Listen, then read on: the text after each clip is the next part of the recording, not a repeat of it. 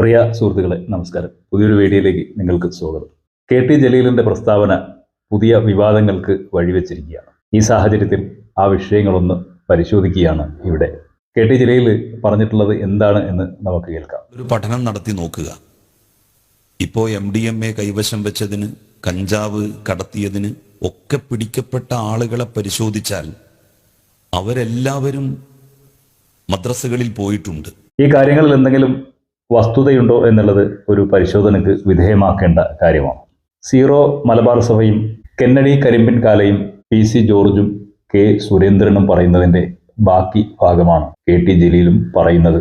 എന്തുകൊണ്ടിങ്ങനെ എന്ന് ചോദിച്ചാൽ, കഴിഞ്ഞ ദിവസം കളമശ്ശേരി പോളിടെക്നിക് കോളേജിൽ അവിടെ ക്യാമ്പസ് കേന്ദ്രീകരിച്ചും ഹോസ്റ്റൽ കേന്ദ്രീകരിച്ചും മയക്കുമരുന്നിൻ്റെയും കഞ്ചാവിൻ്റെയും ലഹരിയുടെയും വലിയ പോലീസ് വേട്ട നടന്നു.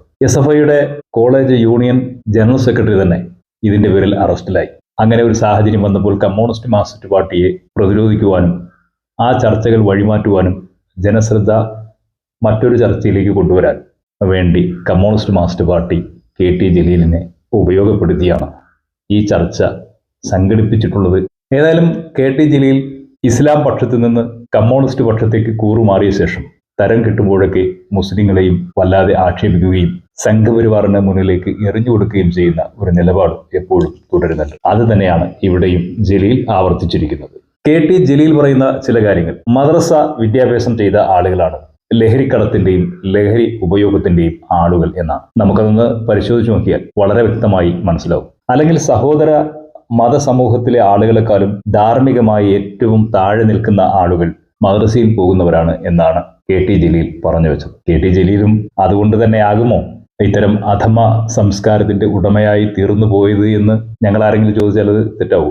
കെ.ടി. ജലീൽ മദ്രസയിൽ പഠിച്ചതുകൊണ്ടാണോ കമ്മ്യൂണിസ്റ്റ് ആയത്? കെ.ടി. ജലീൽ മദ്രസയിൽ പഠിച്ചതുകൊണ്ടാണോ ഖുർആനിൽ സ്വർണം കടത്തിയെന്ന ആരോപണം നേരിടുന്നത്? പണം കിട്ടാൻ വേണ്ടിയാണ്. സ്വർണം പണം കിട്ടാൻ വേണ്ടി നമ്മൾ കൊണ്ടുവരുന്നു.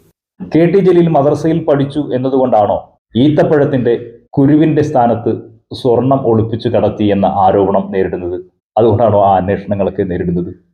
കെ.ടി. ജലീൽ മദ്രസയിൽ പഠിച്ചതുകൊണ്ടാണോ അഴിമതി നടത്തേണ്ടി വന്നു എന്ന ആരോപണം ലോകായുക്തയിൽ നിന്ന് വരെ നേരിടേണ്ടി വന്ന് മന്ത്രിസ്ഥാനം രാജിവെക്കേണ്ടി വന്നത്? ഇതൊക്കെ മദ്രസയിൽ പഠിച്ചുകൊണ്ടാണോ?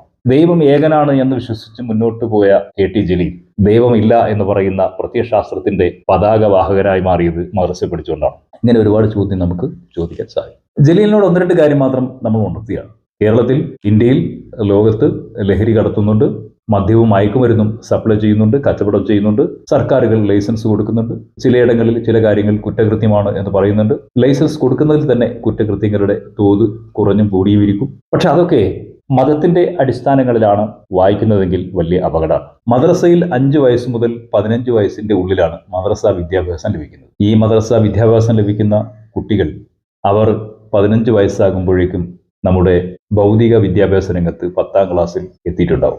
ആ 10ാം ക്ലാസ്സിൽ എത്തുന്ന കുട്ടികൾ 1ാം ക്ലാസ് മുതൽ 5 വയസ്സ് മുതൽ തന്നെ LKGയിലും UKGയിലും അങ്ങനെ തുടങ്ങി മദ്രസ വിദ്യാഭ്യാസത്തോടൊപ്പം അതിനേക്കാളും സമയം ചെലവഴിച്ചുകൊണ്ട് സർക്കാർ വിദ്യാലയങ്ങളിലും ഭൗതിക വിദ്യാലയങ്ങളിലുമാണ് പഠിക്കുന്നത്. മദ്രസ വിദ്യാഭ്യാസം ലഭിക്കുന്ന ഒരു കുട്ടിക്ക് ശരാശരി 1 മണിക്കൂറാണ് മദ്രസയിൽ ഇരിക്കുന്നത് എങ്കിൽ അതേ കാലയളവിൽ ആ കുട്ടി സ്കൂളിൽ അധ്യാപകർക്ക് മുന്നിൽ വിവിധ പീരീഡുകളിലായി എത്ര മണിക്കൂർ ചിലവഴിക്കും എന്നുള്ളത് പ്രൊഫസർ കെ.ടി. ജലീലിന് ഞങ്ങൾ പറഞ്ഞു തരേണ്ടതില്ല. ഇത്രയും സമയം വിവിധ അധ്യാപകർക്ക് മുന്നിൽ വിവിധ പീരീഡുകളിൽ വിവിധ വിഷയങ്ങളിൽ പഠനം നടത്തുന്ന ഒരു കുട്ടി ലഹരിയുടെ ഉപയോഗത്തിലേക്ക് എത്തിപ്പെടുന്നതിൽ ഭൗതിക വിദ്യാഭ്യാസത്തിന്റെ ഭൗതിക അധ്യാപകരുടെ പ്രാതിനിധ്യവും പ്രാധാന്യവും ഒന്നും കെ.ടി. ജലീലിനെ പോലെ ഒരു പ്രൊഫസർക്ക് കാണാൻ സാധിക്കുന്നില്ല. 5 വയസ്സ് മുതൽ 15 വയസ്സ് വരെ പഠിക്കുന്ന മദ്രസ വിദ്യാഭ്യാസത്തിന്റെ പോരായ്മയായും ആ മദ്രസ വിദ്യാഭ്യാസം സമൂഹത്തിൽ നിന്ന് തുടച്ചു മാറ്റേണ്ട ആവശ്യകത സംഘപരിവാർ മുന്നോട്ട് വെക്കുന്ന ആശയത്തിന്റെ ഭാഗമായും മദ്രസകൾ തുടച്ചു നീക്കാൻ വേണ്ടിയുള്ള നൂറ്റാണ്ടുകളായ കമ്മ്യൂണിസ്റ്റ് മാർക്സിസ്റ്റ് പാർട്ടിയുടെ സംഘപരിവാറിന്റെ ശ്രമങ്ങളെ ശക്തി നൽകുന്ന ഒന്നാക്കി ജലീൽ ഈ അവസരത്തെ ഉപയോഗിക്കുകയാണ്. കെ.ടി. ജലീൽ പറയുന്ന ഡാറ്റകൾ നമുക്ക് ഒന്ന് പരിശോധിക്കാം. മദ്രസ വിദ്യാഭ്യാസത്തിന്റെ പോരായ്മ ഏതൊക്കെ അർത്ഥങ്ങളിലേക്ക് എത്തിപ്പെട്ടു എന്നുള്ളത്. SFIയുടെ വിദ്യാർത്ഥി യൂണിയന്റെ ക്യാമ്പസ് ജനറൽ സെക്രട്ടറി അറസ്റ്റിലായി. മദ്രസയിൽ പഠിച്ചതിൻ്റെയും മദ്രസയിൽ അധ്യാപകർ പഠിപ്പിച്ചതിൻ്റെയും കുഴപ്പമാണ് എന്നാണ് കെ.ടി. ജലീൽ പറയുന്നത്. SFI യൂണിയൻ ജനറൽ സെക്രട്ടറിയുടെ പേര് R. അഭിരാജ് എന്നാണ്. അഭിരാജ് ഏത് മദ്രസയിലാണ് പഠിച്ചത് എന്നുള്ളത് ഒന്ന് കണ്ടെത്തുകയും അവിടുത്തെ അധ്യാപകരെ മദ്രസ അധ്യാപകരെ ശിക്ഷിക്കാൻ വേണ്ടിയുള്ള നടപടി സ്വീകരിക്കുകയും ചെയ്യാൻ KT ജലീൽ മുഖ്യമന്ത്രിയോട് ശുപാർശ ചെയ്യണം.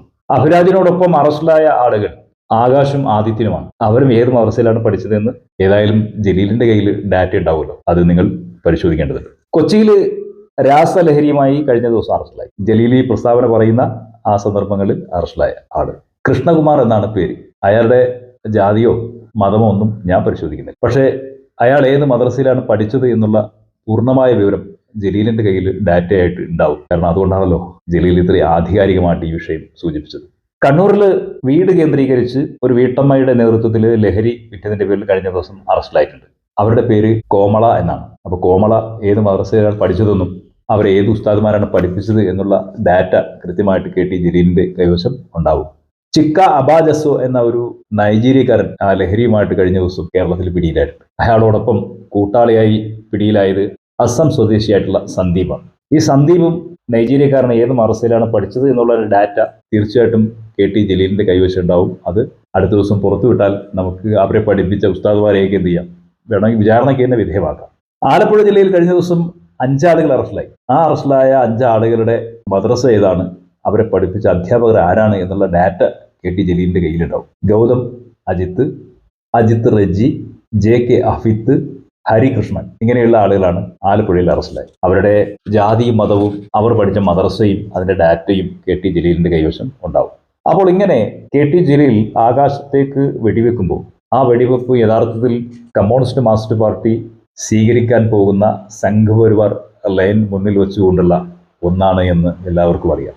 CPM-ഉം സംഘപരിവാറും RSS-ഉം ചേർന്ന് പ്രവർത്തിക്കുന്നതിന്റെ അജണ്ടയുടെ ഭാഗമാണ് ഈ പ്രചരണം എന്നുള്ളതും നമുക്കറിയാം. ഏതായാലും KT ജലീലിന് സംഘപരിവാറിന്റെ പ്രിയപുത്രനാകുന്നതിന് വേണ്ടിയുള്ള അഭിവാദ്യങ്ങൾ നേരുന്നു. മറ്റൊരു വീഡിയോയുമായി വീണ്ടും നമുക്ക് കാണാം. അതുവരെ